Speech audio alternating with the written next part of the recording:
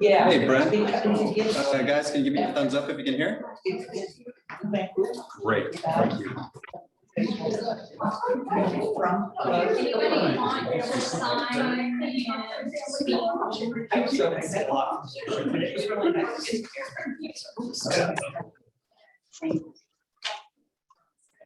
I used to be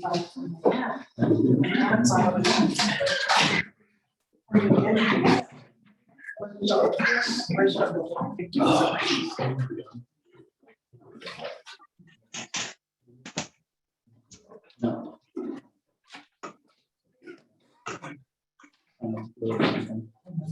Did you guys see? No, I got it. You get it.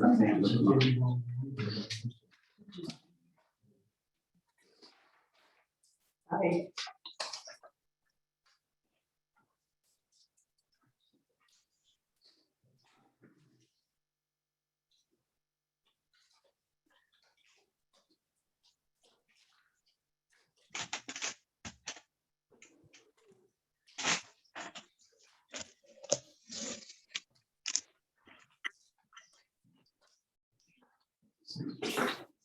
See this? And then we got it.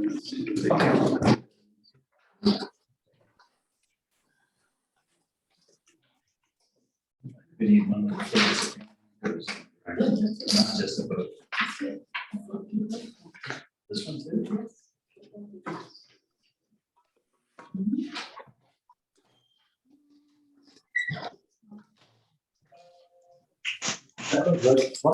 Thank you.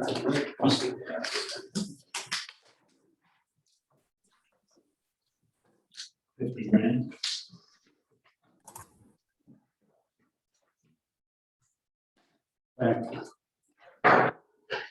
The October 5th, 2022 City Council meeting is now called to order. Is there any declaration of conflict of interest? No conflict. Thank you. Before we go any farther, I need to add something to new business. It's called Domestic Violence Awareness Month proclamation. If I can have a consensus to put it on the agenda under new business, I would appreciate it. I agree. Sounds fine to me, Carrie. Thank you. Oh, you're so fucking funny.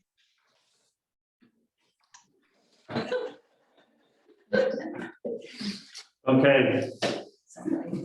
So can we have a motion for approval of minutes with corrections if there are any? I move that we accept the executive session dated Wednesday, September 7th. I'll second. We have a motion and a second. All in favor? Aye.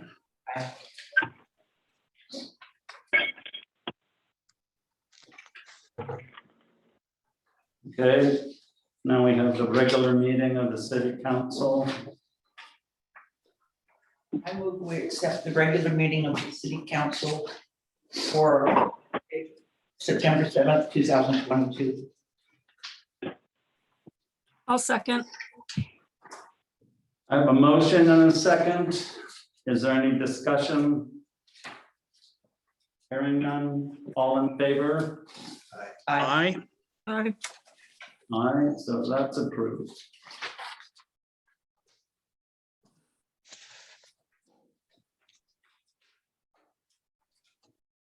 We have a planning commission report in our packets. Anyone have anything they need to say to Chad about it? No, sir, other than we're looking at, as you see, getting started within the elk organ solutions items and with the goal of doing some things for the public to help alleviate some of the issues that they're having. So we're going to start discussing those and prioritizing them and then get to work on them. Okay. Mayor's report. I'm going to report that I attended the candidates forum in Seaside. And that's all I've got to report. Council reports, Rita? Well, I did not attend the this forum, but I did watch it on TV, so that's about all I have to report. Austin? Grant? Well, I did attend the candidates forum in Seaside, and it was very well run. And I also participated in a couple of the Ridgepath invasive species events and the Clatsop Regional Housing Task Force. I just want to let everybody know that there is a property available in Gerhart, and we will need to do a letter of interest to the county in order to be eligible for that. It's, I guess, similar to what happened when the Dune Meadows Park was donated to the city by Clatsop County back in the 40s because of a tax foreclosure. And that's it. Okay, Dana? Well, I apologize for having to zoom in on this meeting. I've been sick on and off since last weekend, and I took a turn for the worse yesterday, so I felt it was probably better in abundance of caution not to come in and infect everybody. So Thank There's- you. yeah, you're welcome.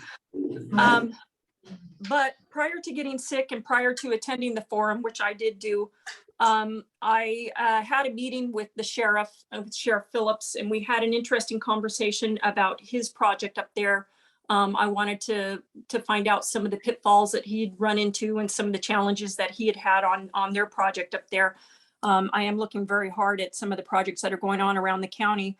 And also, I have been meeting with Mr. Sweet, and we're gathering information about the needs assessment that we've talked about in the past so that we can proceed towards having some information to present to the public when it's time to ask for their input when we have actually determined what all of our issues are going to be.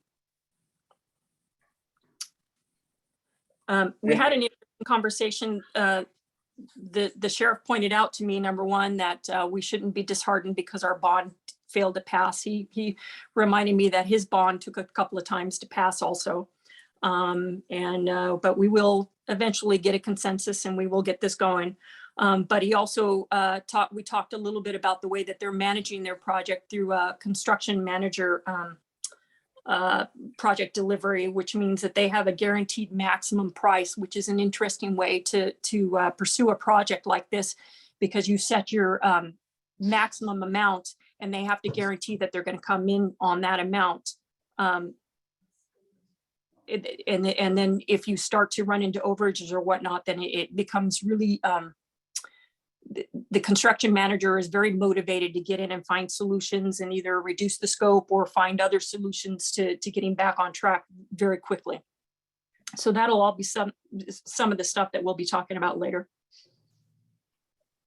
Great. Is that it?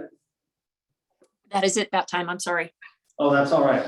Okay, now we'll go to city officers' reports. You have the chief of police report in your packet. And I don't have anything to add. Thank you, chief. I didn't see you back there. We have the fire chief. Josh, are you available? I am. Good evening. Thank you very much. Miss Christie, if I could share my screen real quick, please.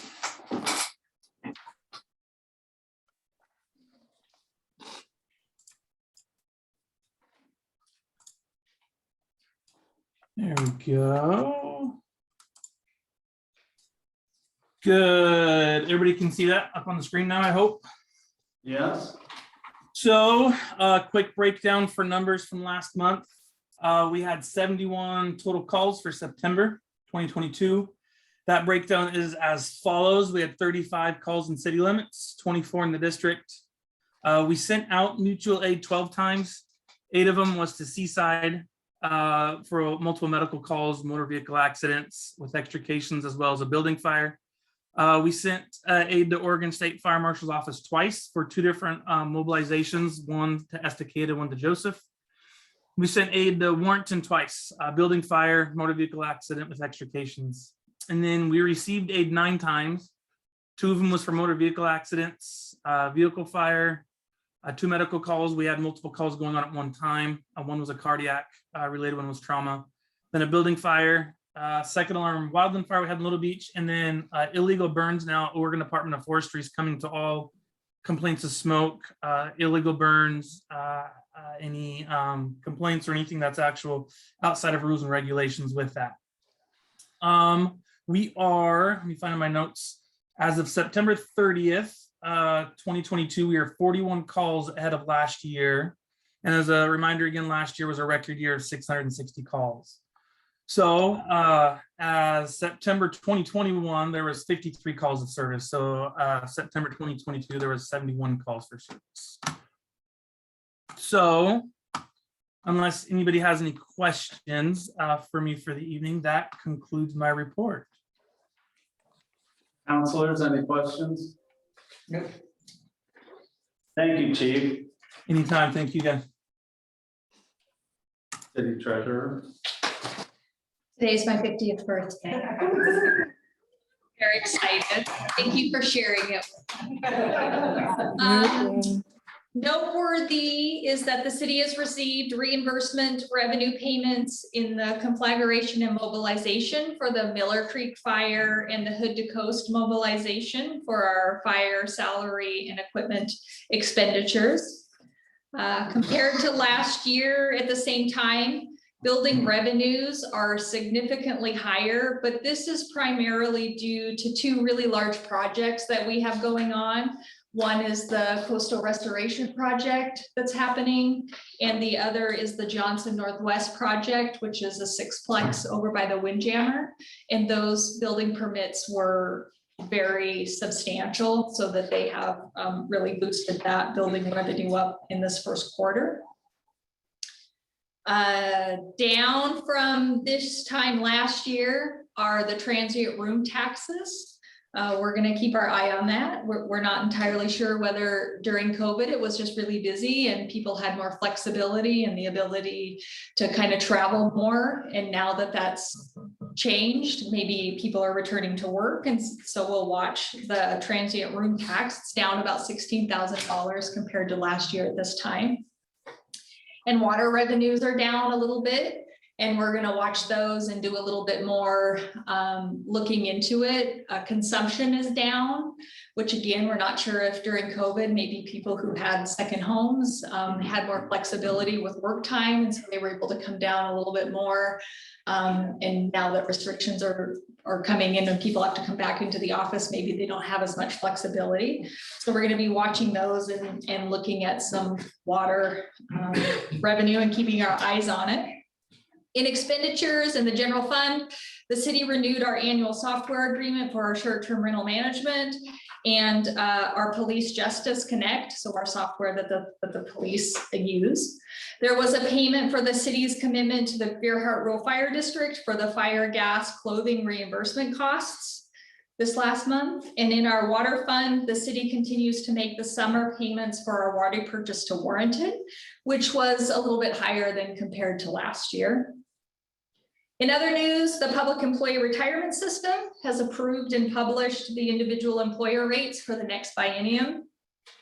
Strong market returns in 2021 keep the average employer increase to a minimum, which is really good news because PERS often had some scary and intimidating employer rate numbers for people. On average, the city will see its rate increase about 5%. That is the city's obligation. And rates will take effect July 1, 2023 and be good through June of 2025. And this will impact salaries in our next budgeting cycle. Property tax statements should be mailed out from the county within the next few weeks and no later than October 25th. The property tax statements are the value notice and the property tax bill for the current year, so July 1 through June 30. The taxes paid is the result of the city of Gerhardt's tax rates applied to the property's assessed value for everybody that's in code area 1005. So you have to be in that taxing code in order to pay Gerhardt's tax. If the tax statement is yellow, it means that the county's records show a mortgage company or an Oregon Senior Deferral Program intends to pay the bill. And if the statement is green, it means that you owe the county and that you need to send your payment directly to them. This year, Gerhardt property owners should experience a decrease in their debt service obligation due to the benefits of the water bond refinance. The refinancing net savings of that total refinance was around $322,000. And as a reminder, the 2015 water bonds final payment will be in March of 2025. And the 2021 water bonds final payment will be in March of 2031. So we still have some debt service payments out there. The police department received notification that the vehicle purchase approved on December 1st of 2021 by the city council by resolution 966 is finally available. The city is able to use a price agreement with the state of Oregon. The original quote for the vehicle was $44,000 and the actual price will be $42,000. So we're getting a little bit of a deal, which is amazing. We'll take it. Took a while to get here, but we're finally gonna get it. Good. Thank you, Justine. City Attorney Peter Watts. Yeah, I let the mayor know earlier that I might need a little extra time, but things have changed since Friday. Sometimes situations are dynamic, and so I don't need extra time. I don't need very much time at all, other than to ask staff if there's a way to post meeting videos. I don't know if it's possible on our website or YouTube, so that people are able to view the meeting after the fact without asking the city for a link. I think that would be incredibly helpful. It looks like some people have been editing, maybe they've been editing some of our meetings.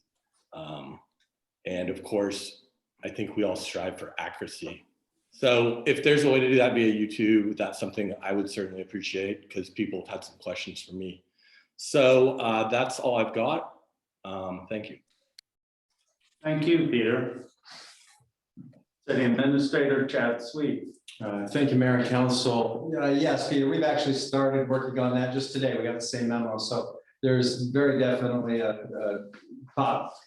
we could do that. So we're working on how we're going to make that work and what the costs are going to be, but it's a good idea. As far as my report goes, just kind of quickly, I've been getting a lot of questions, of course, about determining residence for a person of voting purposes.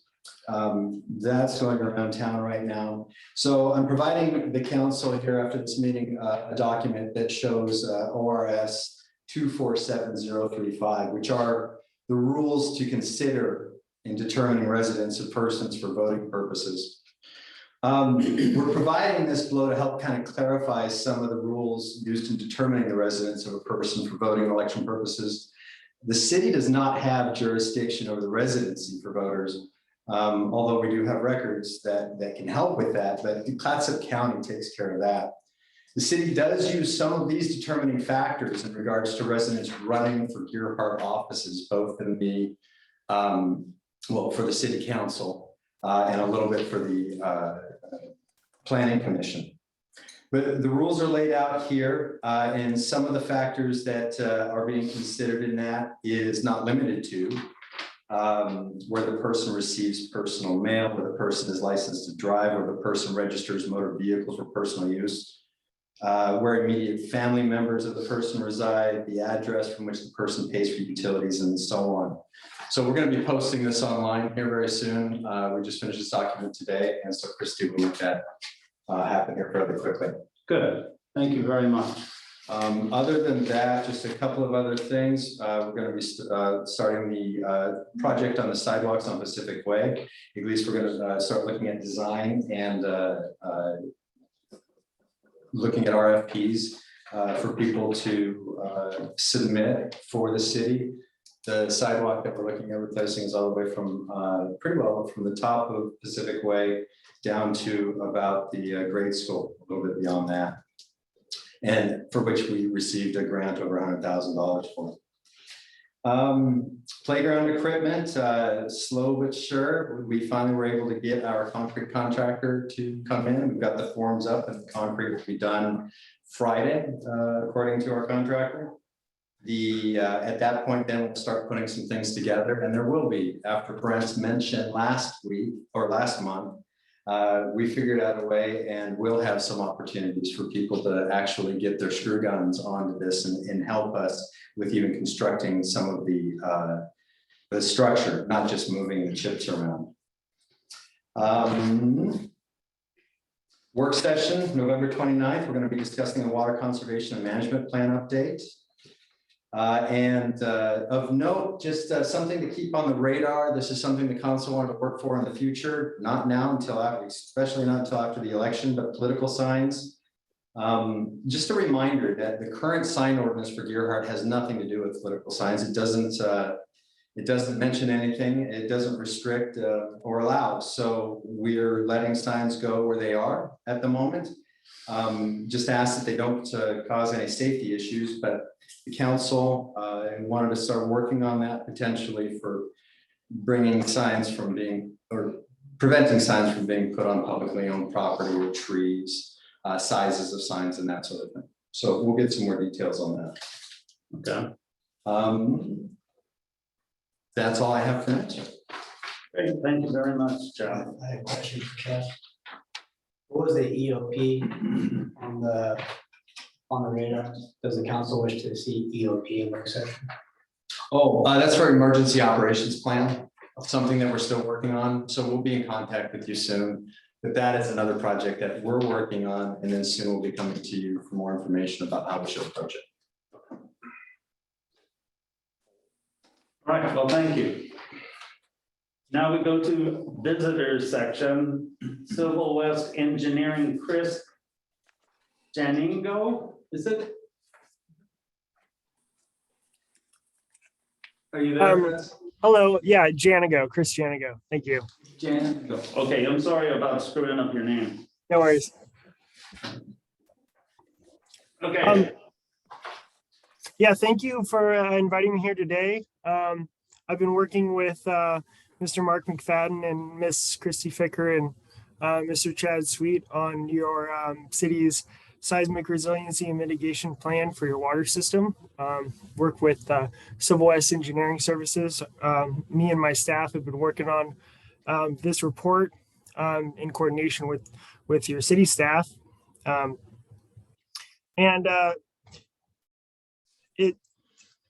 The purpose and need of the report was to identify the system vulnerabilities in case of a seismic event, and identify capital improvements which should be adopted in your water system master plan.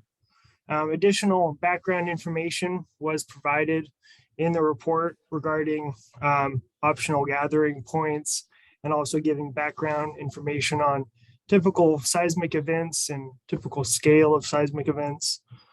We did receive some great critical comments in the review period about tsunamis in general, and the gathering points that your city has established, and they are very much appreciated.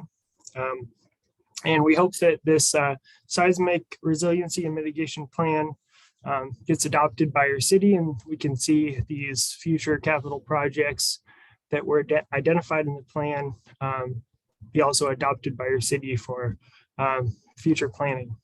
So thank you, and I'm here for any questions you may have. Well, thank you, Chris. Council, do you have any questions? Has he been presented with the latest questions that we received on that, or the latest requests for changes that we received on that? I cannot answer to that question if Chris is gone. Yeah, I'm not sure exactly when we received that letter, the 11 pages from Mr. Stuart Schultz, but it was yesterday or the day before. We did forward that and just haven't had time to go through the whole thing, but I think we've accomplished most of what the issues would be in that, and hope to move forward.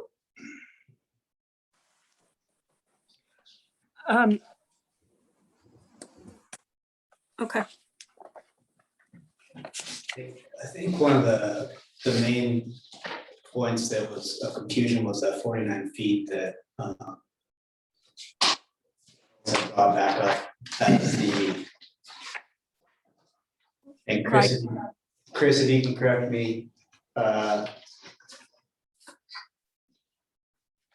you're relating that 49 elevation as off of Nat 83 based on mean sea level. And I think Schultz was saying that the 49 is not an arbitrary number that we should be going off of, since on the west side, it looks at 60 feet, and then on the east side, it'd be 40, depending on where you are. So I guess, is it critical for us to have that 49 feet as an evacuation plan when we should be looking at the exact elevations in each area? Yeah, and I can answer some of that, Chris. So the background on this, when we were working on the tsunami overlay zone, the city wanted to place some sort of line for us to work with. And what we did is we took right off of the Tsunami TIMS maps, tsunami inundation maps that were provided by Dagami in 2013. The information for the large events was an average slip range or wave height of about 36 to 49 feet as being average. So the city kind of adopted that as being something that we could work with. And that was one of the most important things in this, was what we could work with. Because as you know, the city in an XXL situation is pretty well entirely inundated, with very few places that wouldn't be. So we can't really prepare for that as easily. And also keeping in mind that people evacuating to the east is not a viable evacuation space. That is one of Oregon's largest wetlands, continuous wetlands back there. Through subsidence and water, it's actually going to be the very first place to flood. So by sending people east, we're putting them in more harm's way. So it's not perfect. What we're looking to do is try to do what we can. So the 49-foot level was set because that's approximately where Marion is.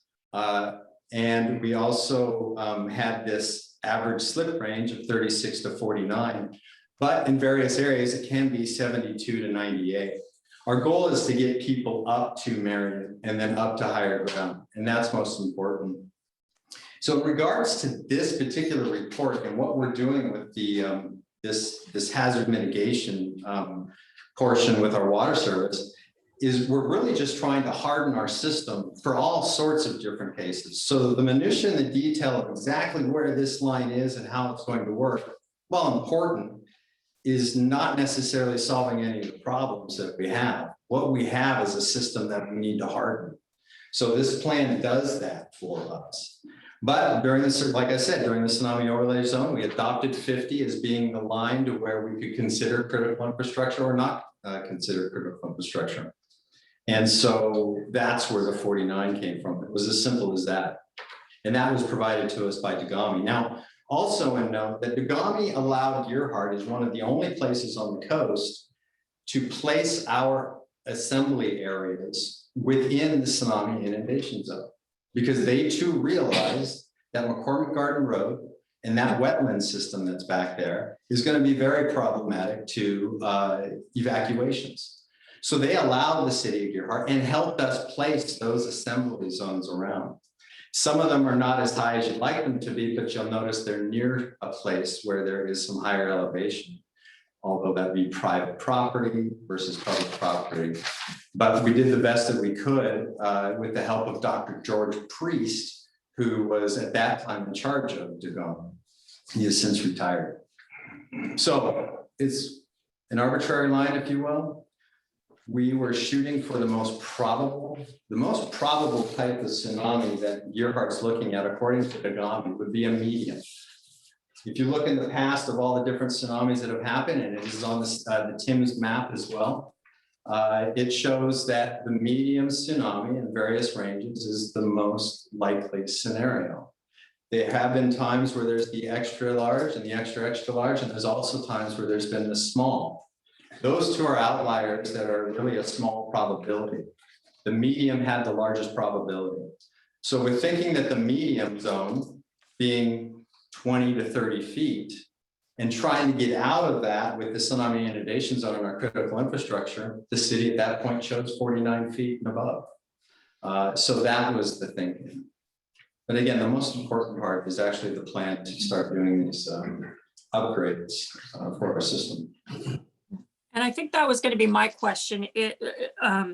For the engineer, I mean, clearly we have to rely on his expertise as far as engineering, and the whole point of this report, as I understand it, was to make sure that our system was resilient. So, I mean, it seems like we got a little bogged down in overdue or 49 feet or whatnot, but what I need to know is, do either of those suggestions change his conclusion as far as what we need to do with our system in order to make sure that we're meeting state requirements and that we're doing what we need to do? Chris, would you mind answering? Yeah, I that? can take that. Thank you for the question. So in regard to the inundation limit of the tsunami, what really is the most impactful is that for the water system, and the purpose and need of this report is that your water system, the recovery after the water system, after the wave comes in and washes out, that you will be able to respond well. And so the inundation limit or inundation line being 30, 40, 50 doesn't quite impact at all the conditions of what you need to do to make your system resilient in the long run. And so these minor changes are insignificant to the recommendations in the report, and it would not change. So your recommendations stand, is what you're saying? Yes. Okay. Any other questions?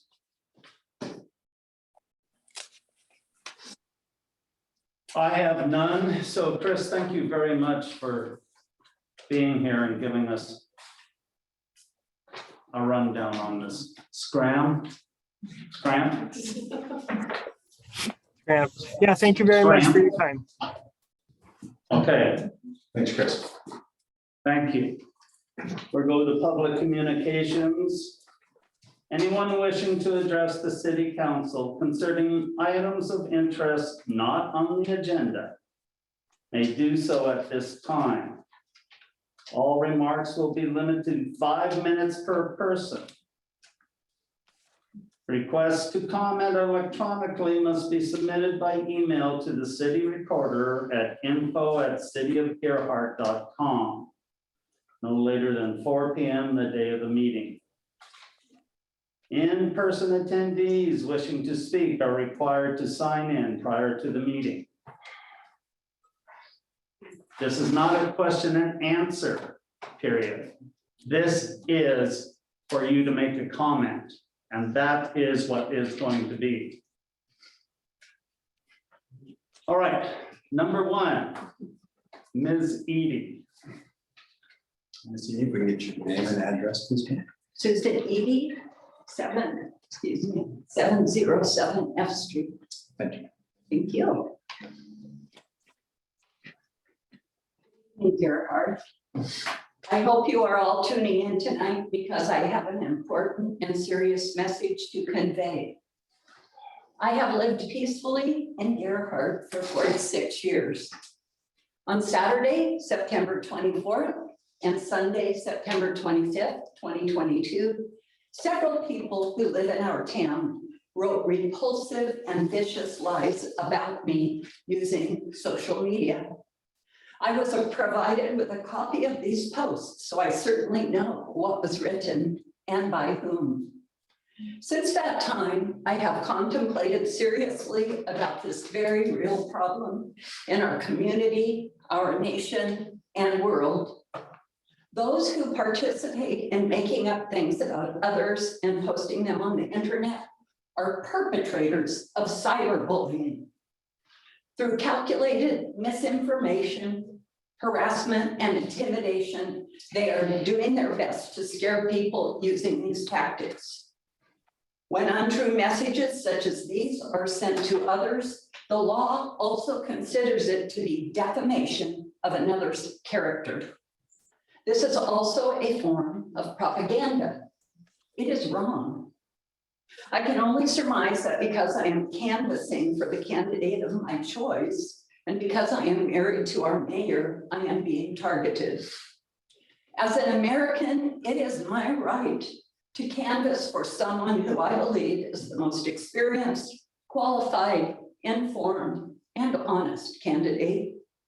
Additionally, while canvassing, I have tried to make the observation to others. I admire both people who are running for this particular spot. I am a retired educator of 32 years. Teaching takes fortitude and perseverance. I am here to stand up and speak for myself tonight. No one else has the right to do so. I also do not want the citizens of Gerhardt to be victims of these kinds of cruel attacks. I have been accused of, and I quote, destroying the beauty of a quiet Sunday, creating a tremendous public outcry, going door to door and making assertions not worthy of mention. And I have been called a twisted, sick individual, perverted and mentally ill.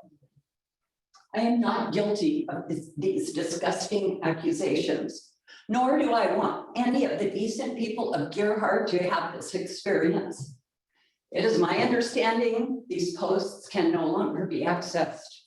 However, they are real, and I have a copy of them. Those who continue to create havoc about Gerhardt on social media and in the newspaper have been doing so since 2018. Some of them do not even live here. In October 2018, Mayor Smith, while running for re-election to the city council, was accused of stealing the signs of his then opponent, Jack Zimmerman, by one of the members of this group. This false allegation was all the more ludicrous because Councillor Smith was in Africa at the time. This accusation was printed in the then Daily Astorian on October 4th, 2018, and a response to it was sent on October 9th, 2018. You can access this in the archives of the Astorian under letters to the editor at the time. This is abhorrent behavior. Don't let yourselves become victims of these people and their outrageous lies. Under the surface of these claims is a great deal of hypocrisy and deceit. Gerhardt, you cannot believe everything you read.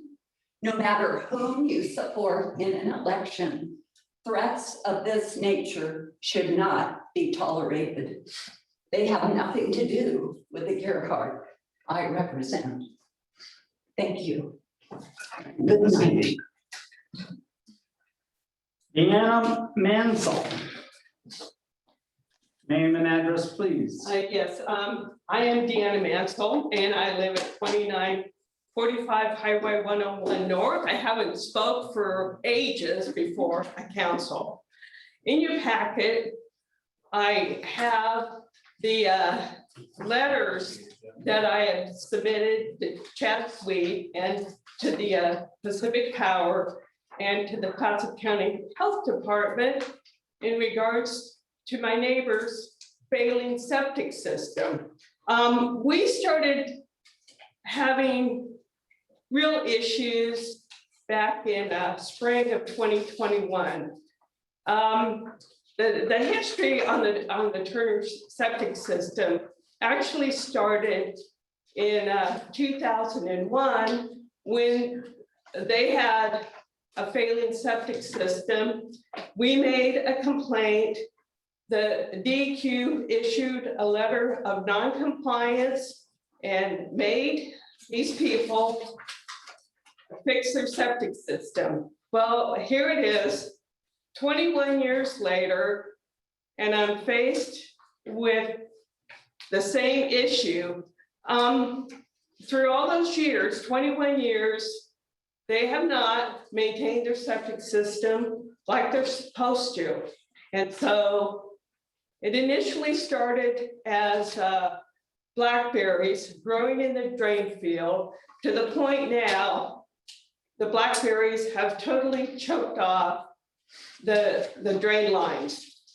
In 2010, they had planted a weeping willow tree like 20 feet from where my sewer pipe is, for my drain field. And this weeping willow in 2010 was only a tree that was like 2 feet tall. Now it is over 30 feet tall. And I'm going, gosh, what's the story with this weeping willow tree? And it seems like the weeping willow tree is one of the most invasive trees that I have ever come across. If a tree is 30 feet tall, it has a root system that can extend 3 times the height of the tree. So as I'm sitting here speaking, the root system is like right on my property line. So I started, I was kind of sitting on it this spring and kind of thinking about, well, what should I do? I don't want to start another battle, but I decided, well, you know what? I'm gonna have to speak. So I don't get along with my neighbors. She does not like me after what we did in 2001. I cannot communicate with her. So I said, I'm gonna have to do something about it. Her basement floods in the wintertime. Last January, I had 8 inches of water in my basement. I could smell sewage, and it is a public health hazard for me. So, I have to take action. So one of the things that I would like Gerhard to try to do is to intercede and get the county health department to move as quickly as possible, come in and investigate and get the system fixed. Now I called the county health department on Monday to follow through on my September 7th letter. And I got a call this afternoon going, well, we tried to find that letter. We can't seem to find it. So I had to email them a copy of the letter this afternoon, give them additional information about it, because they did have complete septic, pumped the tank July of 2001, and Jeffrey Liebel gave me some information on what was going on with the septic system, and he advised the Turners that tree and those blackberries were causing unseen damage to the septic system. So they were told well over a year ago, and they've taken no action. So I would like to see this issue dealt with. Another thing that maybe the city could investigate is, like, the city of Seaside has a nuisance law that allowed the city of Seaside to go after property owners that don't take care of their vacant lots, loaded with blackberries. I know a woman in Seaside, she got a letter, In about 10 seconds. okay, she got a letter and they said, you gotta fix it or that's $100 a day. So, okay, so I'm done. So if Gerhard can do it, something like that, I would appreciate it. Thank Well, you. thank you. Can we ask a question? Could I interrupt for a minute? I'm so sorry. I don't know the protocol of these meetings. I've never been to one before. But I understand that if I wanted to make comments, I need to register for that beforehand. Is that correct? That's correct. Okay, so when is the next meeting? That would be in November. Oh, thank you. You're welcome. First Wednesday of November. Well, can't we just put her in? Yeah, let her talk. Does everybody feel that way? Yes. Yes. Let me introduce myself. Well, hold on just a moment. Oh, I'm sorry. Yeah, not quite yet. We'll go ahead and potentially work through that. Yeah, Okay, and we'll add to the list. sure. Okay, and your name? My name's Elizabeth Bunce. Elizabeth Bunce. Okay. So are we allowed to make? And you'll have 5 minutes at that. So I can do it in 2. Great. Just a little bit. Deanna, I read your letters in the packet really interestingly because at the old library, we had a willow tree and it broke our water pipes, the sewer pipes. And although we couldn't shut down as a city building, we were without water and bathroom facilities for a while. And so I know what you're going through and the awfulness that it can cause. And I just want to let you know that I'm totally on your side in this matter. And if there's anything that the city of Gerhart can do, I hope we do. I hope we can do it. Well, I hope Chad can help me on this because I think something that is so aggressive. It is. That we really need to move on this because I spent 18 grand on my septic system 3 years ago. And I don't want to see it damaged. Well, who's gonna pay for the damage? I mean, you know, Yeah. so. I know I should have asked. I just wanted to comment. So Thank you, I'm Deanna. glad you understand. Deanna, thank you. I do. Ms. Mansell Thank and you. I are in communication. Okay, that's great. Mitchell Kogan.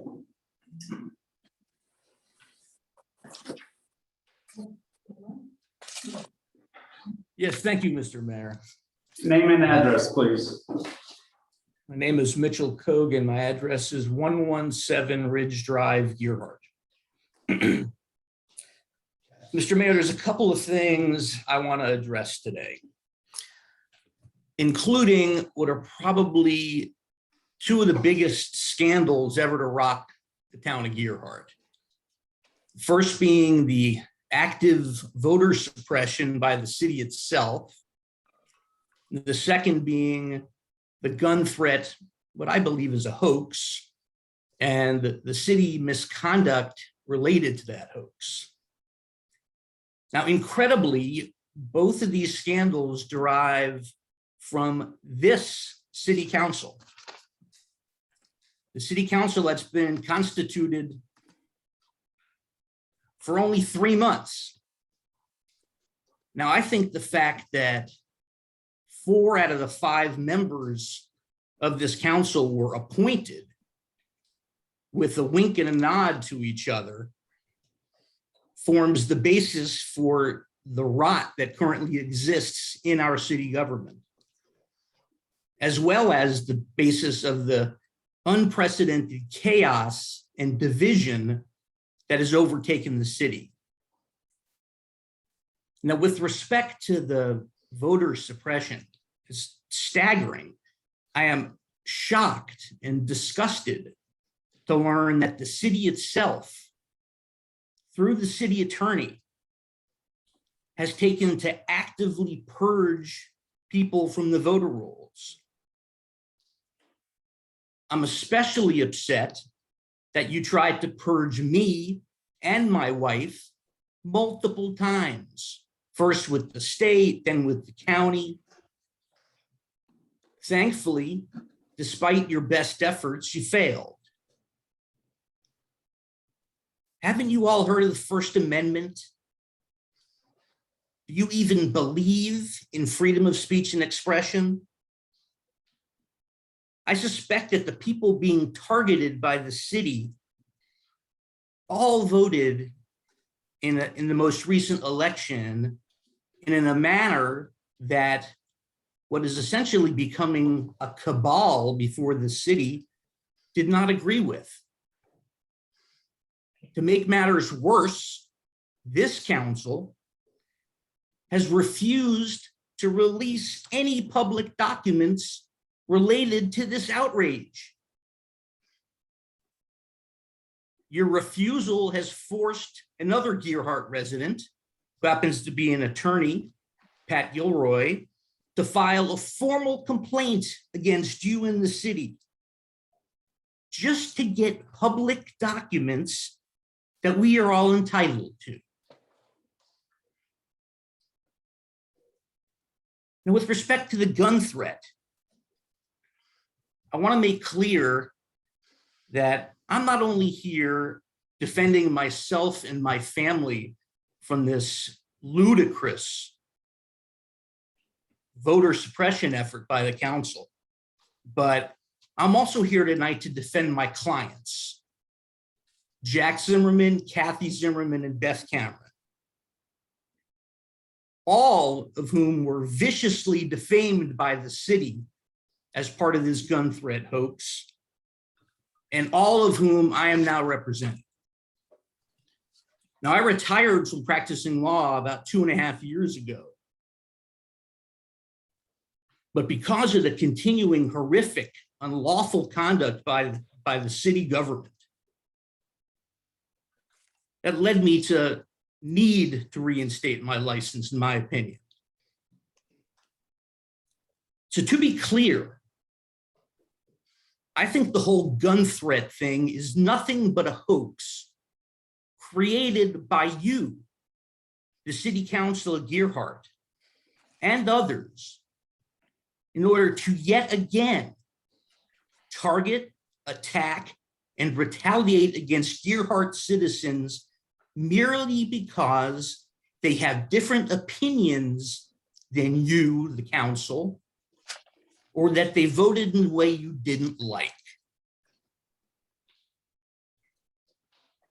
Like the city's attempt to cover up its voting-related misconduct. 20 seconds, sir. This council also refused for months to answer any questions at all about this alleged gun threat. In fact, to this day, I still can't get an answer to the most basic question: what was the threat? Well, here's what I know. Thank you, Mr. Kogan. No, I'm sorry, I'm not going to let you do this time, Mr. No, Mayor. everybody's You let your entitled to wife go on file. for over 7 minutes, Mr. Mayor. I let you cut me off last time. You will not this time. Here's what I know. Can we, mute? No. No, I think the only way would be to go ahead and call the meeting is the method that you would have to do if they're not going to. Okay, that's what we'll do. We'll call the meeting and then we'll clear the building and go to Zoom. Oh, coward. Your wife went over 2 minutes in her delivery. Excuse me. Excuse me? No, she didn't. She probably ran over about 30 seconds because I. Yeah, she did go over. And then also Miss Mansell got a couple of extra minutes. That's So yes, let her Let finish. her finish. Let Rich finish. that would be up to the mayor. This is gonna turn into the same thing last. Well, you know what? That's too bad. Let it happen. Ma'am, Let me please, finish, Mr. Mayor. decorum in the council. You've got 2 minutes. Here's what I know. While refusing to say what this gun threat is, the city has no problem publishing on its website a picture of guns with my client Kathy Zimmerman's name written on it by the chief of police, falsely labeling her to the world as the gun threat you claim existed. The city also has no problem falsely and publicly accusing my clients, Beth Cameron and Jack Zimmerman, of committing crimes merely for reaching out to the Clatsop County Sheriff to express their concerns about the alleged gun threat that you all raised to begin with. So here is where we are, and here's where we find ourselves. With a city government with zero transparency and 100% targeting and retaliation. This is not how a public entity is supposed to operate. And this kind of targeting by a public government under the authority and jurisdiction provided, this targeting of its citizens is way worse than what a couple of people say and express opinions on social media. While the damage to me, my family, my clients, and others has already been done, this council must rethink and readjust its attitudes and its actions going forward. 10 seconds, sir. 15. I and many others will be watching closely. Thank you. Jane Gable.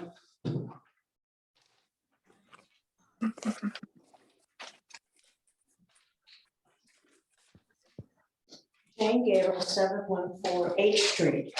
And ironically, I had absolutely no idea that Mitch would be speaking tonight.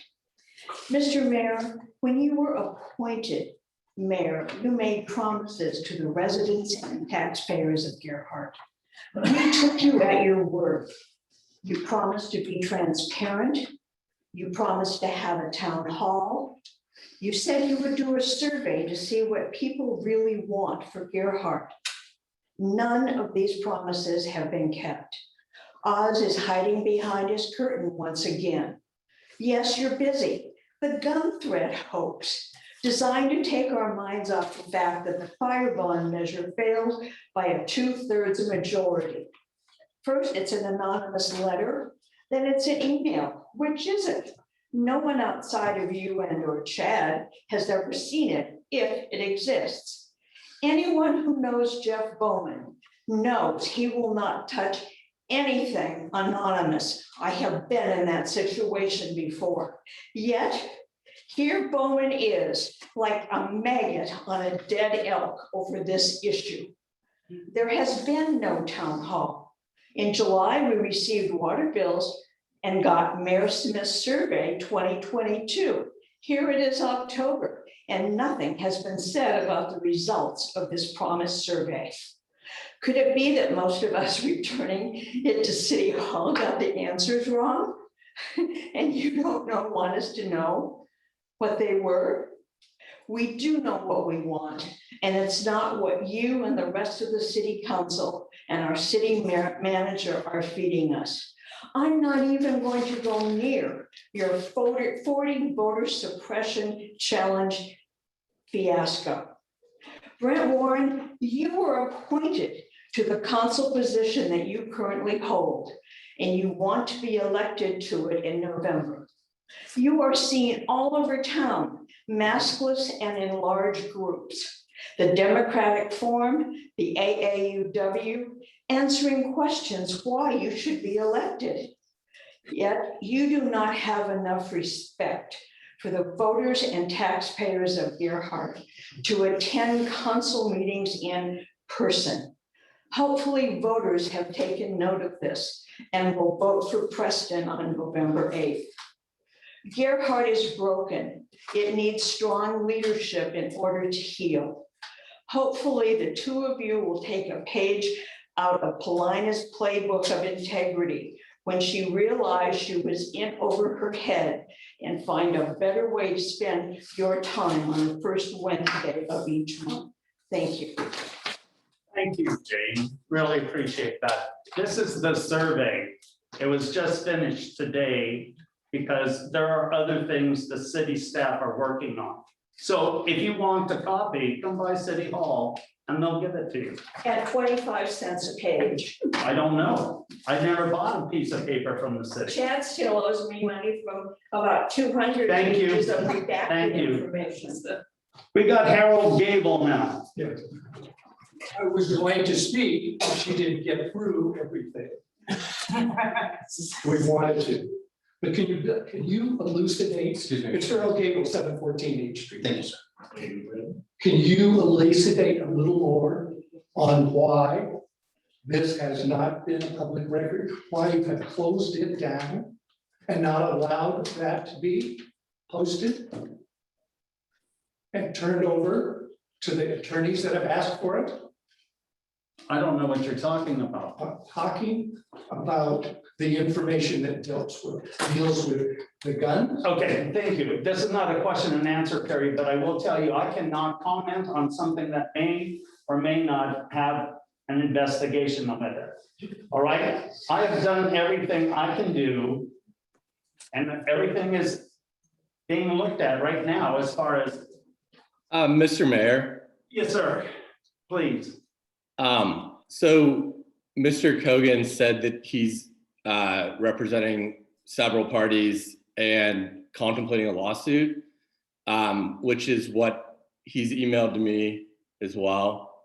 I have done my best to provide him with the documents on an expedited basis that he had asked for. So I don't know where this no documents is coming from, but given we have threatened litigation, I would ask that none of you comment on it. All right, thank you, Peter. And as long as I'm up, to Miss Mansell's comments, and I absolutely understand why she's upset. As short-term rental folks know, it's the county that does all of the septic, but we can certainly see if we can work with them, and I'll take a look at Seaside's nuisance ordinance. I know Astoria has a really good one because I've looked at that in the past, and if council would like, maybe that's something we could put on a future agenda. Thank you, Peter. I got Tom Tees. I've got nothing to say. Okay. Carson. Thank you. My name is Bob Carson. I live at 226 Ridge Drive. The elevation is 41 feet above sea level. My qualifications for these comments include having worked for the Washington Geological Survey on both active faulting in Western Washington and on liquid waste disposal at one's home. For years, I have been watching buildings get constructed north of the school at an elevation between 10 and 20 feet above sea level, where not if, but when, there will be a tsunami and there will be shaking and buildings will be damaged and gas mains will break. And if there are fires, because the water mains have also broken, they won't be able to put the fires out. But that's pretty much gone. They've pretty much finished building those buildings north of the school. And so I want to address a different area, and that is the area along Neocoxie Creek. It has exactly the same problems. It's very low lying. The ground is water saturated, so shaking will be amplified. It is very low elevation, so it will be under a tsunami, even if it's only 35 feet high. And one of the things I forgot to mention is I always wondered when those houses were being built north of the school, I always wondered if the city could be sued for issuing building permits in such a hazardous zone. Anyhow, those factors also apply along Neocoxie Creek, plus some additional factors. First of all, it is a wetland and wetlands should be protected. Secondly, there is risk of damage to the water quality of Neocoxie Creek if septic tanks are not correctly located. And another really important factor is that there are a lot of old growth spruce there. And I believe that this is one of the most beautiful and important places in the entire city of Gerhardt. So I would like you to ask you to consider stop issuing any building permits near Neocoxie Creek. and instead try to get that set aside as a protected area for wildlife, for our enjoyment, for walking, for scenery, for kayaking. Despite the two culverts, I've kayaked the length of Neocoxia Creek. It is a truly magnificent area. It is a gem for the city of Earhart. Please let's try to protect it. Thank you. Next up is Shannon Smith.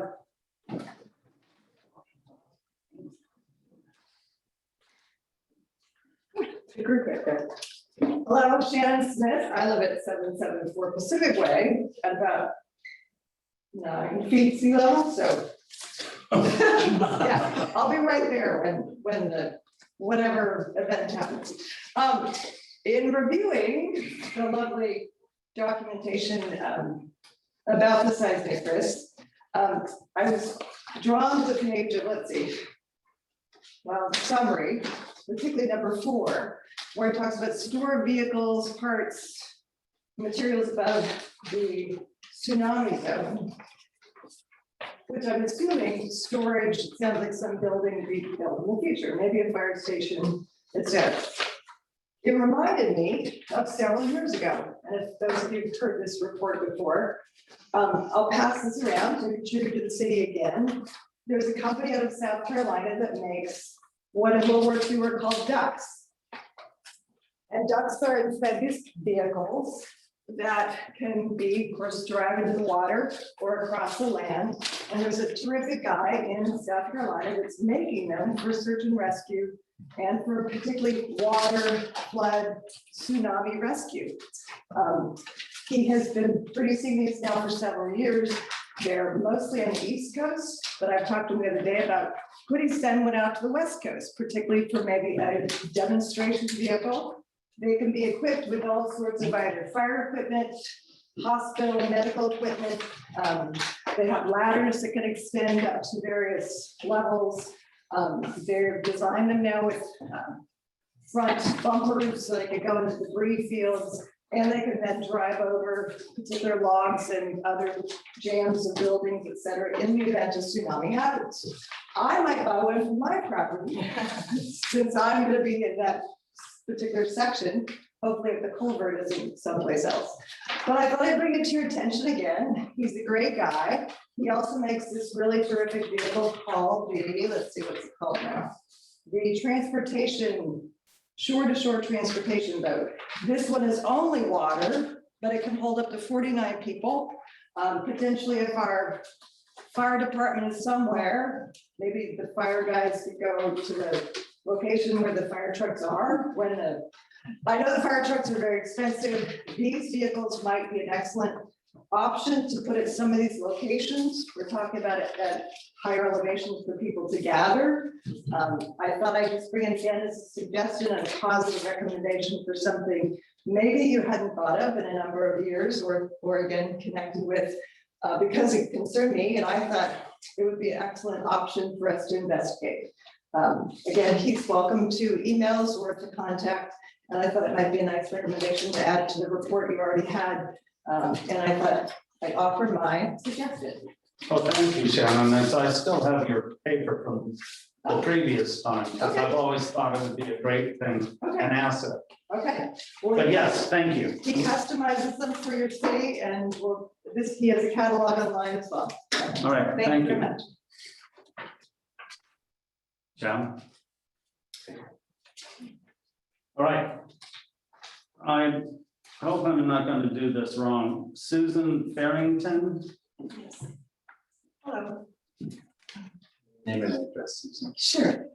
Good evening, ladies and gentlemen, and city council men and women. My name is Susan Farrington and I live at 1325 Sunrise Ridge Road. My husband and I have owned our home for over 20 years and in 2017 started occupying it. My husband is retired. When COVID hit in March of 2020, we moved to Gearhart full-time. I am recently retired as a professor of nursing and we are enjoying our retirement. Thank you for this opportunity this evening to speak about Highway 101. I live on the east side of the highway, along with many families, children, and disabled residents. I would have loved to have walked to this meeting this evening. However, there is no pedestrian walkway for me to get to Pacific Way, where the only traffic light exists except to drive my car. There is no way for me to walk anywhere. Even if I take a short walk, I must drive. I don't like getting in my car all the time. Do you? Earlier today, I told my husband that I would be coming to this meeting and he would like me to share with you. He feels that if he didn't have a car, he would literally be a prisoner in his home. It's not only about safety, it affects quality of life. I know other people in similar situations. Sunrise Ridge Road is at the north end of Gearhart on the east side of the highway. At the north end of Highway 101 in Gearhart, the road is dangerous, advancing from a 4-lane highway to a 2-lane highway, and the speed limit goes from 45 to 55 miles an hour within seconds. The only way for residents to cross over the highway is to run and hopefully do not get hit by a truck or car or a reckless driver. I came to this important meeting tonight to speak about adding a crosswalk at the north end of Highway 101 in Gearhart. This will give an opportunity for the residents like myself that reside on the east side of 101 to enjoy walking to the beach like the people that live on the west side. My hope is to be heard as a concerned resident of Gearhart. The saying now goes, if you see something, say something. Otherwise, if it's not said, heard, or documented, it's not done. So thank you for listening. It's been an honor for me to be a guest this evening. Well, thank you. The next person up will be Mary Gilroy. I'd like to pass. You're gonna pass this going? Okay, thank you. Okay. Oh, geez.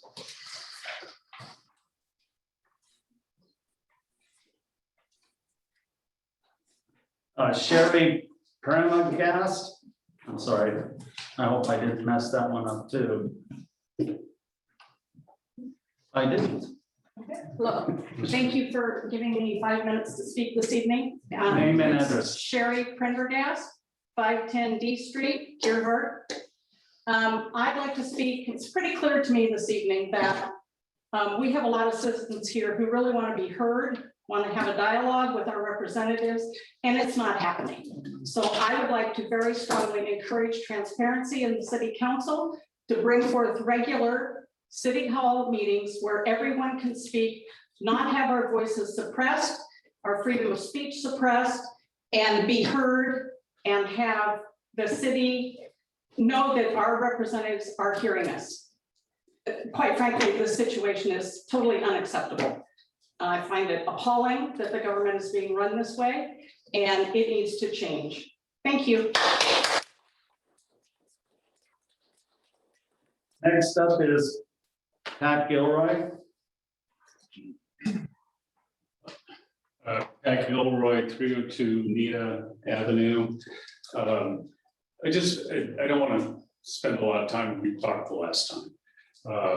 But basically, I just want to point out, kind of like what your wife mentioned, other people have mentioned, there's kind of a lot of people throwing out rumors and doing things against neighbors in this beautiful community based on just on rumors and making accusations. And what I don't want to see, and what I am experiencing personally, is the government doing it. It's one thing for a neighbor to whisper behind someone's back, but when the government posts lists, posts pictures, does things to demean people, to attack people, that is a problem. And I think the council is losing its way, spending time doing that. If that is the focus of the council, and if I find out that the council is behind my name being on a list submitted to the council, the county, then I'm going to be even more upset. Right now, I just have the city attorney saying my name is that I'm not a registered voter, but I am a registered voter. We've been cleared. Mr. Sweet is talking about the law. Yeah, I know the law. I gave the law to the county clerk. She cleared us. So I don't know why this council or this city is spending time on this stuff, but it's really causing a rift. Because it's, again, public body, publishing pictures, publishing names, and attacking people. That is not what the city of Gerhardt's about. City of Gerhardt's a great community. We have wonderful people. So that's all I wanted to say. Peter and I are working things out, so I won't talk on that, but thank you. Thank you, Beth. Next person up is Ann Mesh. Am I the last person? 'Cause No, I you're tried to not. be the last person. Elizabeth Buns is the last. Can we let Elizabeth go first? Okay. Would that be okay? Sure. I don't have a problem with that. Thanks. Thank you. My name is Elizabeth Bunce. I've been a resident of Elizabeth, Gerhart. may I get your name or your address, please? Yes, 1145 North Marion. Thank I you. have to lean on something, so I'm gonna have to stand here.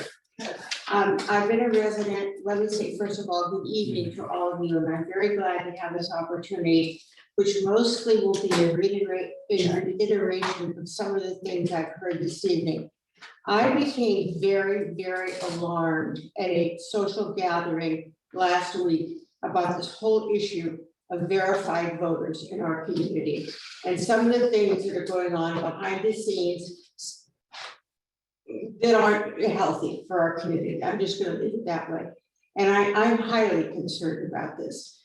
I don't know if it doesn't fall within this council to take care of those things. I guess it's with Clatsop County. But something's gonna have to be done because this is not a good thing. And it's like a pebble in a pond. Somebody threw the pebble in the pond and all of a sudden, probably some of this is hearsay. For instance, somebody approaching their cleaning lady and saying, you can vote. No. And it just isn't right. And I don't know how it stops. I don't know what can be done, but my purpose in bringing this up again is to let you know, this is no small issue. This is a huge issue. And something is gonna have to be done. These aren't just, many of the people in this group are highly committed to this community. And yet they're feeling a lot of this is true. And I believe that it is. That's my number one statement. The second statement that I have is this, that this gentleman just brought up. I don't know how this happens. I've been to a couple of very small little forums for different candidates, mostly on the same side of the track. There needs to be some kind of thing, I always want to say like they have on television for the presidential candidates, where people can get out there and say their stuff and do it, because you can't just go to one thing with 20 people with one candidate telling you what's right, if you can't find out where the other candidates even are. So, think about it. Let's do something. Thank you. All right, thank you. Okay. And Thank you, Anne. I am Ann Nash. I live at 684 F Street, and yes, I am running for council, position 1, but that's not why I'm here. I am here to ask everybody to join me in singing happy birthday to Jesse on 3. Happy birthday to you. Happy birthday to you. Happy birthday, dear Jesse.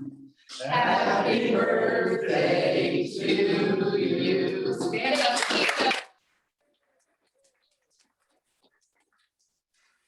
make sure that gets in the minutes. It already started. She's got happy birthday to you. All right, that ends oral comment. Is there anyone on, nobody's online, right? We've got people online, but nobody that had signed up earlier with. Okay. All right, so ordinance and resolutions. The second reading of ordinance 934. Jeff, you want to do that? By title only? Sure, really quickly. The subject is ordinance resolutions 934. This is an ordinance amending the Deer City Code to follow state public contracting rules and procurement processes.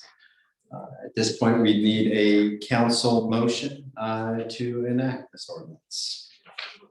Any questions that the council might have? Is it to enact this ordinance or to have the second reading and then it comes law in 30 days? That is correct. Okay. So if I recall from our last meeting, we were all in compliance with the small procurement, but we were having a problem with the intermediate and large procurement. And I don't think that that's been addressed or remediated. And I still wanted to know how the other council members felt about that. And I don't think I got a response. So I'm hesitant to go forward with it. And go ahead. I thought we had resolved that we were just gonna keep with the state's recommendation. Did we? Yeah. And the large one would have to come in front of the council because it's more money than anyone has the right to spend. That is true. All right. That's fine. It's a motion. It's what I need is a motion. I'll give you a motion. I move to proceed. To the second reading, I'll second that. motion and a second to read by title only. Certainly, yes, sir. Again, this is ordinance number 934, an ordinance amending the Deer City Code to follow state public contracting rules and procurement processes. Then we just need a vote on the ordinance to approve. To approve. Yeah. Motion to approve 934. I'll give you a motion. Second, I'll second. any discussion? All in favor? Aye. Aye. I believe that's all 5 of us. All right, on to old business. The Shrimp Seismic Resiliency and Mitigation Plan. We're looking to have Chad read what the synopsis is, since we already know. Yes, sir. I'll read the first paragraph of the synopsis. The city council reviewed and discussed the city's seismic resiliency and mitigation plan, the SHRAM, at work session held August 30. Aside from a couple of minor changes noting the number of wells, warranted intertidal locations, no other issues were noted. Correspondence was received 2 days before the meeting that Civil West, the authors of the report, needed time to review. The plan adoption was tabled in the September council meeting at the council's request. 3 changes were later made as noted during the meeting's visitor section. So in the visitor section item that was under Chris's section, those changes were highlighted. The changes have been made. And the city recommends that council make a motion to adopt this mitigation plan. Motion, please. I move that we adopt the seismic resiliency and mitigation plan. I'll second it. Any discussion? All those in favor? Aye. Aye. Aye. It's unanimous. Yeah. Cool. Thank you very much.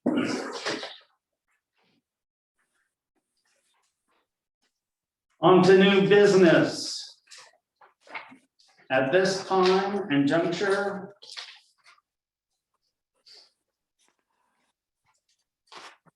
So we have new business, the city technology upgrade and replacement RFP. I want to go to the domestic violence awareness proclamation first. Excuse me. I'm sorry. That's quite all right. You want to read the synopsis and So new business added today, Domestic Violence Awareness Month proclamation. The city was contacted by the harbor to request that October 2022 be declared Domestic Violence Awareness Month. A form of proclamation was attached for consideration. It's on the back of your form. In the past, the city has granted funds in support of the harbor and its advocacy on behalf of survivors of domestic violence, sexual assault, and stalking. The recommendation is that the council read and adopt the includes proclamation via signature to show the city's support of Domestic Violence Awareness Month. If you'd like, I can read the proclamation. I would like you to do that. I don't. Yes, sir. Domestic Violence Awareness Month Proclamation 2022. Whereas the first Domestic Violence Month was observed October 1987, the same year that saw the initiation of the first national domestic violence toll-free hotline.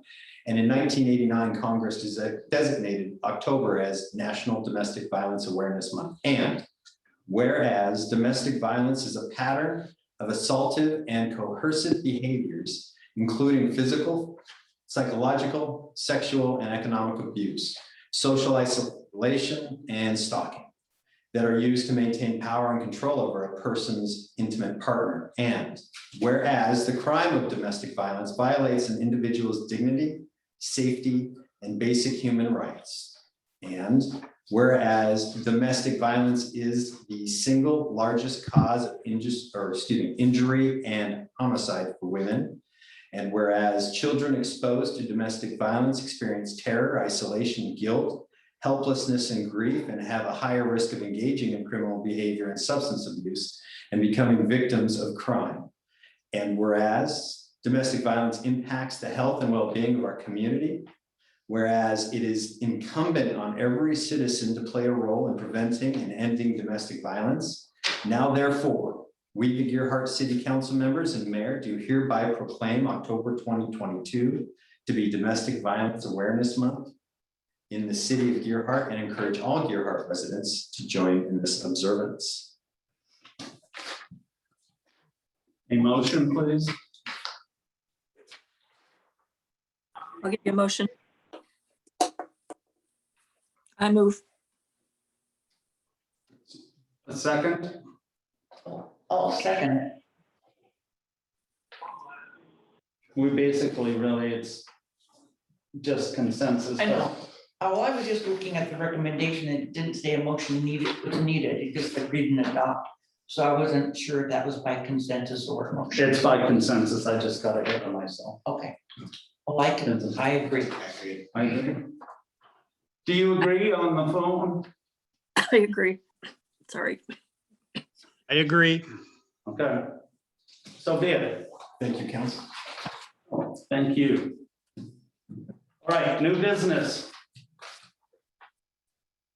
City technology upgrade and replacement RFP. Thank you, Mr. Mayor. I'll just summarize this. This is the project that we've been working on to try to improve our technology here in the city, to protect our system so that it's operational, to have redundancy in case of emergency, and to really the main part of this is to find a local contractor who can help us with this as our old contractor and technician has left the state. So we've gone through an exhaustive process. We've compared 3 different companies. We've done this very thoroughly, and we believe that this is going to be a good project for our systems here at the city. So there's no motion needed or anything. We're just keeping you informed of what we're going for. We feel as though when we're spending a little bit of money like this, up to $10,000, that you should be informed. We do.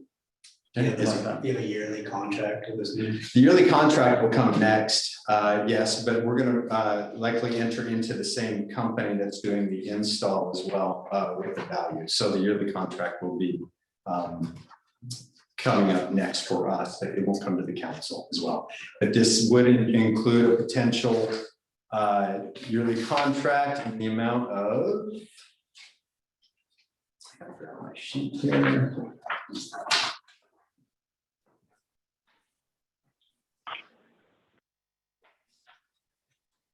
Ongoing monthly support for the company that we've chosen will be approximately $1,600 a month, which will give us a technician to do various things within that contract, constant monitoring of our security systems, and upgrades to the software and firmware.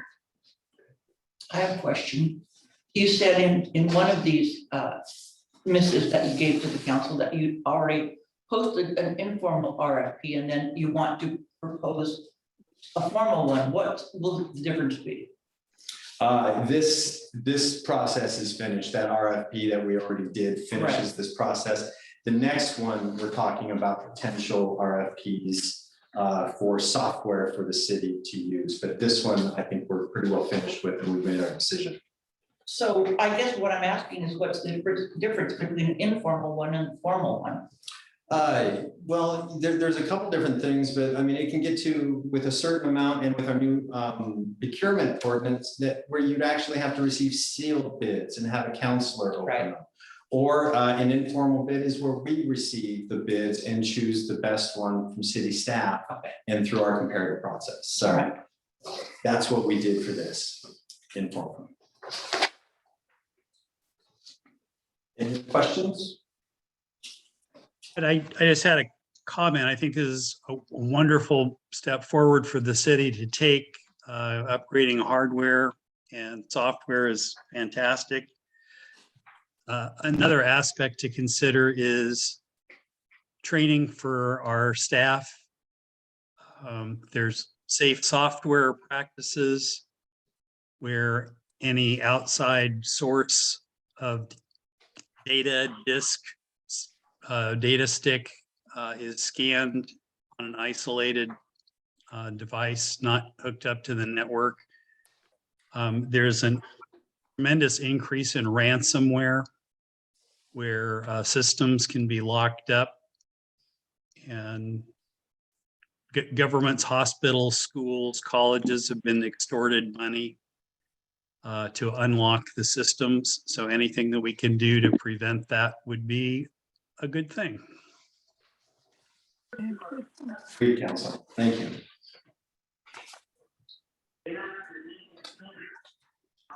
You want to go to the next one? Sure. So this is new business discussion to seek an RFP for some software for the city. I'll read the synopsis. The city is requesting or will be posting an RFP in the near future, requesting proposals to replace and upgrade the city's software. Now, this is different than the operations of the city's network. This is actually the software that includes finance. It includes public works. It would include court planning and bring all of those together, especially through finance, enabling us to do our job more efficiently. Seems like small cities, people think that maybe we don't need some of this technology because we're not that big of a deal. But to tell you the truth, being a small city with 9 departments and 13 employees, we need all the help we can get.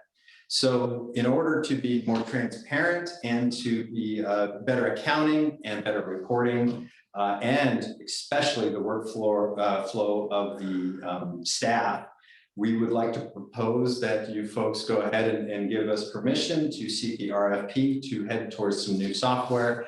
We will report on at least 3 different companies as long as we can get those, and then talk to you about the expenses in a future meeting. Okay. So does anybody have any questions? Would be really all that I have at this point or need. Okay, we'll start that project and then we'll report back to you soon. Thank you. And I can continue if you'd like, Mr. Mayor. Along those same lines is another discussion for an RFP. We're also going to be working towards security cameras and door wiring potentially. The new doors are still not arrived. We're hoping they will be coming in anytime, but that was a couple of months ago now. So we've contracted with Kiwi Glass to install those doors. Once those doors are installed, we'll go out for an RFP for some additional security items. And again, we'll report back to you with what those are and costs and potential purveyors in an upcoming meeting. Thanks. So mostly informational at this time. Great. Thanks a lot. And that's all that I have, sir. Okay. Next up on the agenda is council concerns. Dana, I'll let you go first so you can quit talking. Sorry. Well, first of all, in looking at what was presented to us on the transportation on the 101 project last month, There's been some noise around town that people are unhappy and feel like they need to say a little bit more on this before we fire off a letter saying that we approve it. And I believe that we also in our council packet have a letter from somebody who wanted to raise some concerns about where the crosswalks were. And I understand the concerns. I've looked into this pretty hard, and it looks like, they put this out to the public 3 different times, and altogether they only got 212 responses at a turn, putting it out there 3 times over several years. And it looks like they have 7 different crosswalk locations identified. And I wonder, would we want any more than that? Because it would start to slow down traffic. And then if you look at them, some of them are like $8 million if they do it as a roundabout, and 4 million if they don't. I mean, these are some pretty pricey things. So we need to get going on it quickly. But I also feel like before we send off a letter, we should maybe, this is such a big issue. I would hate for us to hop into it too quickly and get committed to something that may or may not be the best for our town.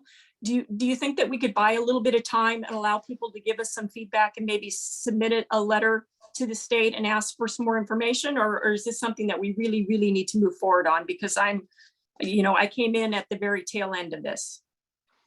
I can tell you that Cheryl Lund's letter about a crosswalk at the north end of Gerhardt at Shamrock Lane, and I believe, oh gosh, Susan Farrington was the person who mentioned a crosswalk at the north end of Gerhardt? Right. Okay, I have already sent a letter to ODOT asking them to reconsider and put in a crosswalk on the north end of Gerhardt. I have not agreed to what they've delivered as their final say. I've just asked them to please reconsider this crosswalk at the north end of Gerhardt. It doesn't go to a commercial property, which is every other one goes to a commercial zone. This is just for the inhabitants of the north end of Gerhardt who want to walk into, what is it, Shamrock Pines? And then walk the golf course and walk to the beach. So we have not committed. And I don't know that are we being asked to commit yet? No, we're not about to. We've still got some more meetings to go through. We had the update from Ken Schonkweiler last month, and this is just a plan and ideas for us to pick through and to start looking for funding sources. So there's a lot of work yet to do. Okay. And I'm sure there's going to be other opportunities where it'll be a public meeting as well for people to chime in. And even though we only got about 200 and some responses, when it comes to a situation where ODOT is involved, people only get themselves involved in some of the fun things around here. That didn't sound like too much fun. So they were really surprised that we got as many as we did. But yes, there'll be more opportunities. The community will be involved, and we're not in any hurry. Okay. Okay. All right. Any other concerns, Dana? Let me take a look. I had a couple of things. It seems like communication is the key word of the night. And also in our packet from the public, we had somebody had some concerns about how city council meetings are being run and people being cut off when they're speaking. And I understand those concerns. Last month was our first meeting since we opened it back up. Certainly my first open meeting with the public there. And I think we could all say that could have gone a little bit better, but we all got a little bit, or a lot of people got passionate about the issue, and I understand why they got passionate about the issue, but we have to follow the rules and we have to agree that we're not going to keep score. I'm upset, so it's okay if I speak to you this way, and you're upset, so it's not, but you work for the city and it's not okay for you to speak. And it seems like we're all looking for reasons to be upset with each other rather than actually communicating with each other when there's a real problem. And for real communication to occur, somebody has to be able to speak and somebody has to listen. And right now, we've got a lot of hot button items on our agenda, and they're not going away anytime soon. And if we don't find a way to communicate better with each other, we're not going to make any progress on them. I mean, I don't care who's sitting in my seat a month from now or 2 months from now. It's not going to get any better unless we resolve that. So I agree that we on our end could do a little bit better. And I would ask that that the public also, when they come to the meetings, that they come with the commitment to do better also. And that's all I ask. Thank you, Dana. That was very nice. Brent, do you have any concerns? Oh, I would like to touch on, there's been a number of people raise issues of some of us, most of us being appointed rather than elected. So we are going through an election right now. The voters will have the chance to decide. But our city charter dictates how vacant positions are filled, and appointment is how that's done. It could be done a different way. We could have a special election, which would cost a lot of money. We'd have a vacant position for an extended period of time during the election process. So I don't know if people are suggesting that we not follow the city charter, but it kind of sounds like it. And ironically, some of the people that are objecting to so many appointments have actually lobbied to be appointed in the past. So I'm just kind of confused. Don't have any resolution. That's my concern. Thank you. Thank you, Brent. Austin? Nothing. Rita? Nothing from me. Okay.